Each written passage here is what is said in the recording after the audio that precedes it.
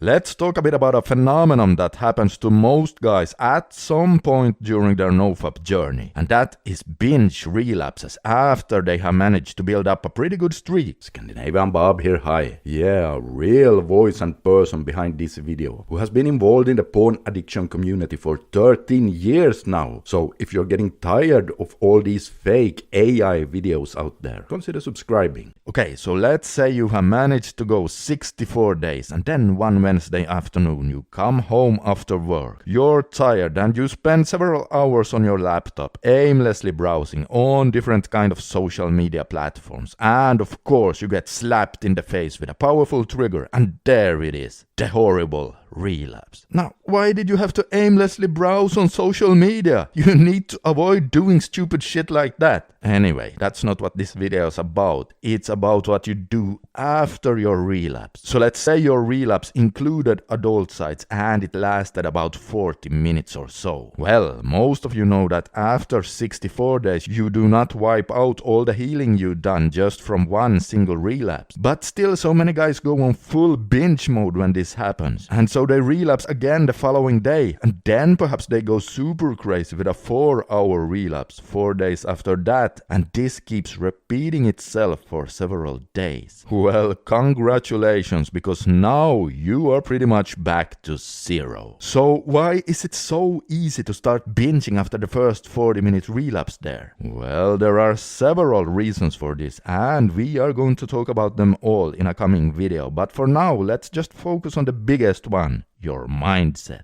When you relapse after a long streak, it's easy to fall in a so-called victim mindset. No wait, I actually like to call it a loser mindset, because that's what it is. This happens because you start feeling sorry for yourself in combination with losing the motivation you had when you were riding high on your streak, all while getting distorted thoughts like, oh man, I blew it, I might as well go all crazy and binge. And so you start binging in a desperate attempt to at least find some pleasure in order to comfort yourself. Yeah, now the ironic part is that when an addict wants to escape, he often resorts to the very thing he's addicted to and trying to stop using. Well guys, this needs to stop. If you happen to relapse, you must stop yourself right after that first slip and prevent yourself from going down that binging hellhole. Because you all know that there is a night and day difference between a 40-minute relapse and 10 days of binging. Check this out. Let's say you have been saving money to buy yourself an apartment. You're looking for something in the $80,000 range, and right now you have $56,000 in your bank account. Then one night you get a little drunk and you decide to go out. Out on the town you meet a couple of friends and you start spending money like crazy. You run into even more friends. You go to bars, you get more drunk, you start buying them drinks and food, and you even play some poker and lose quite a lot of money there. Oh no, yeah, so then when you wake up the next morning, of course you're gonna feel like crap, and almost in panic you start checking how much you wasted, and you find out that you blew